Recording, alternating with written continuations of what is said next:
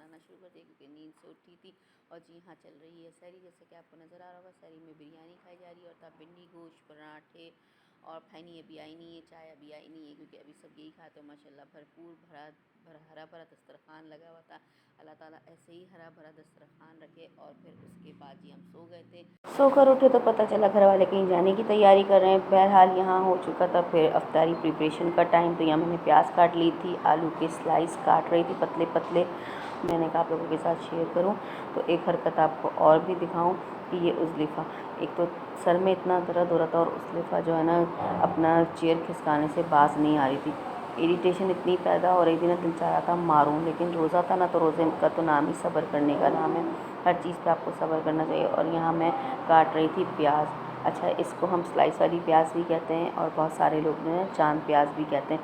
कौन कौन चांद प्याज कहता है? हम लोग तो स्लाइस वाली प्याज कहते हैं। अच्छा, मेरी जो भाभी आई ना उनकी तरफ वाले जो है ना चांद वाली प्याज कहते हैं। और यहाँ पर जी बेसन की तैयारी कर रही थी। बेसन में मैंने हल्दी डाली थी, नमक ऐड किया था, धनिया और ज़ीरा ऐड किया था। उसके बाद कुटी हुई मिर्ची, सोडा ऐड किया था क्योंकि यहाँ तो बेसन तैयार नहीं है, मुझे तैयार करना पड़ा था। तो इसलिए अच्छा बेसन मैंने उस हिसाब से कम ले लिया था क्योंकि मुझे अंदाज़ा नहीं था। और सामान तो उफ़ अल्लाह, ढूंढना इतना मुश्किल हो गया था ना कि कौन सी चीज़ कहाँ रखी है, कौन सी चीज़ कहाँ नहीं रखी। और घर वाले भी गए हुए थे। और यहाँ पर मैं आपको दिखा रही थी कि मैं एक हाथ में मोबाइल पकड़ी हुई हूँ, दूसरे हाथ से मैं बेसन खोल रही हूँ। बॉल कितना हिल रहा है, कितना मुश्किल हो जाता है। तो आप लोग, जो मुझे पड़ गई थी अफ्तारी बनानी। ज़ाहिर सी बात है, जब घर वाले जाएंगे तो घर वाले और जो रह गए हैं वो तो खाएंगे ना। बस हम 3-4 ही अफराद ही रह गए थे, बाकी सब गायब हो गए थे।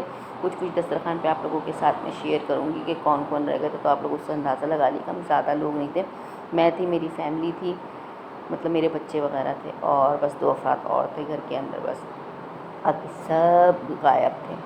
और जी हमारा बेसन खुल चुका था और कढ़ाई मैंने चढ़ा दी थी। और मैं आपको दिखा रही थी कि मैं बना रही थी शिमला मिर्च के पकौड़े। यहाँ पर मैंने आलू स्लाइस वाले जो होते हैं वो काट के पकौड़े इसके बना लिए थे।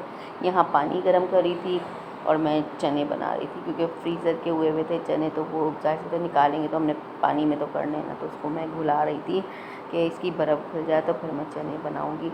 तो इस तरह से कौन कौन करके रखते हैं, लेकिन आसानी भी हो जाती है, पता है। और किस किस को आप में से शिमला मिर्च के पकौड़े पसंद है? पता है शिमला मिर्च के पकौड़े बहुत मज़े के बनते हैं। अगर कभी आप लोगों ने नहीं बनाया तो प्लीज़ अब बना के ट्राई कीजिएगा। बहुत जायका, बहुत मज़े के, जूसी जूसी से लगते हैं, इतना अच्छा फ्लेवर आ रहा होता है जब वो फ्राई हो जाते हैं ना। तो आप लोग बनाइएगा तो मेरे साथ ज़रूर शेयर कीजिएगा कि कैसा जायका लगा आप लोगों को, कैसे लगे। हमें तो भाई बहुत पसंद है। ये कि हम ज़्यादा नहीं बनाते, कभी कभी ये होता है कि इफ्तार में अच्छे लगते हैं। आम दिन में हम जब पकौड़े वगैरह बना रहे होते तो लाजमी शिमला मिर्च के पकौड़े बना रहे होते हैं। और यहाँ मैं जी पकौड़े ही तैयार कर रही थी। ये अभी मैं आलू वाले डाल रही थी, अभी शिमला मिर्च वाले मैंने डाले नहीं थे। मैंने कहा पहले ये वाला बैच तैयार कर लूँ स्लाइस वाले आलूओं का। और यहाँ आई थी लारे पकौड़े देखने के लिए कि मम्मा क्रिस्पी हो रहे हैं कि नहीं हो रहे, क्योंकि इसको जो है ना क्रिस्पी पकौड़े बहुत पसंद है। सौगी हो जाते हैं ना, वो इतने शौक से नहीं खाती। और सौगी जो हो जाता है ना उसमें ऑयल भी आ जाता है। अच्छा, वो ऑयल अगर टिश्यू पेपर रख लो ना तो फिर वो क्रिस्पीपन भी ख़त्म हो जाता है। आप इस तरह से खुले खुले रखेंगे ना तो ये क्रिस्पी रहते हैं। और यहाँ मैं ढूंढ रही थी मसाले, तो मसालों में मुझे काली मिर्चें चाहिए थी, वो मुझे नज़र ही नहीं आ रही थी।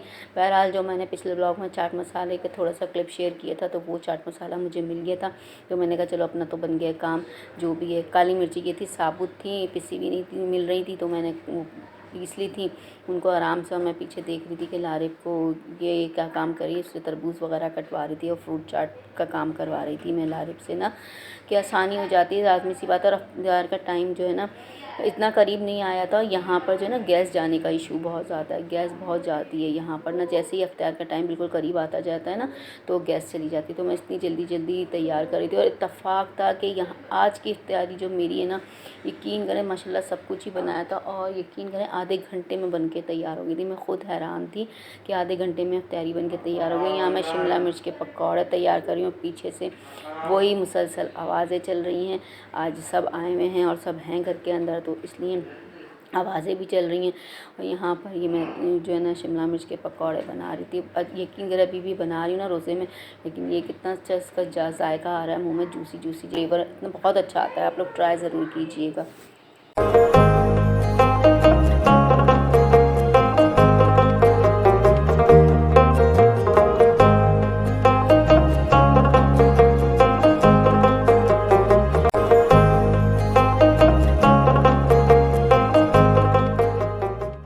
साथ ही मैं बराबर वाले चूल्हे पे बना रही थी छोले, क्योंकि दोनों चूल्हे थे तो मैंने कहा थोड़ी थोड़ी गैस आ रही है तो इस पे छोले भी कर लेती हूँ, वरना पूरी चली जाएगी तो बहुत मुश्किल हो जाएगी।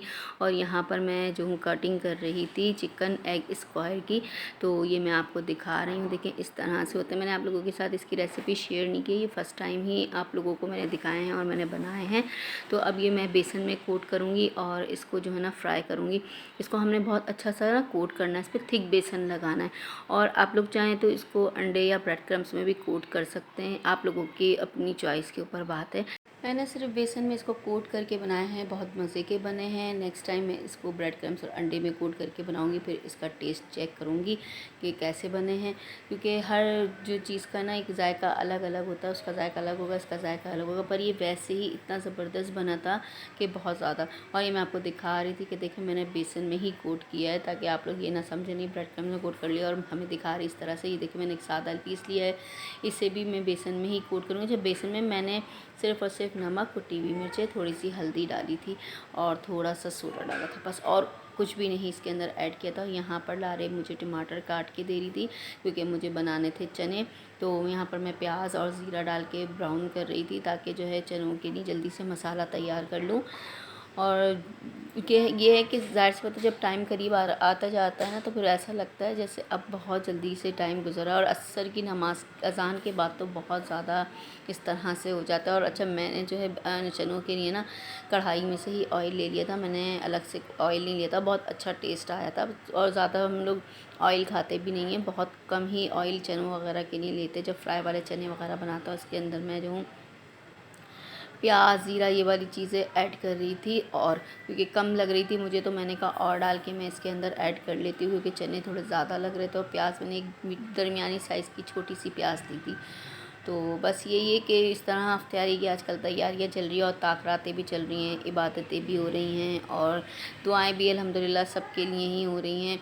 और आप लोग जाग रहे हैं ताक़रातें, तो आप लोग भी बताएं, मेरे साथ शेयर करें कि कितना मज़ा आ रहा है, कितना एंजॉय कर रहे हैं। बहुत मज़ेदार ताक़रातें चल रही हैं। यहाँ की हमारी अफ्तारी तैयार हो चुकी थी और मैं आपको दिखा रही थी कि चने बन गए, और मैंने एक ही ट्रे के अंदर तीनों तरह के पकौड़े रख दिए, और वो हो रहे मेरे स्क्वायर एग चिकन।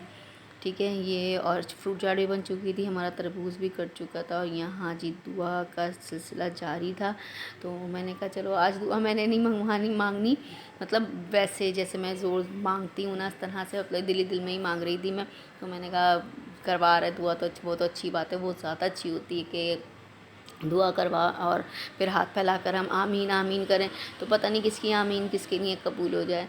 तो जी यहाँ पर अल्हम्दुलिल्लाह हमारी इफ्तियारी भी तैयार थी और रोज़ा खुल चुका था। और देख लें आप लोगों को नज़र आ गया होगा कि सब कहाँ गए थे। ये मैं आपको नेक्स्ट व्लॉग में बताऊँगी कहाँ गए थे, आप लोग कमेंट्स बॉक्स में ज़रूर बताइएगा। और अभी यहीं पर ही करते हैं हम अपने ब्लॉग को एंड। आई होप कि आपको आज का ब्लॉग पसंद आएगा। ब्लॉग पसंद आए तो लाइक करें, शेयर करें, कमेंट्स करें, दुआओं में ज़रूर याद रखा करें। मिलते हैं नेक्स्ट व्लॉग में। अल्लाह हाफ़िज़।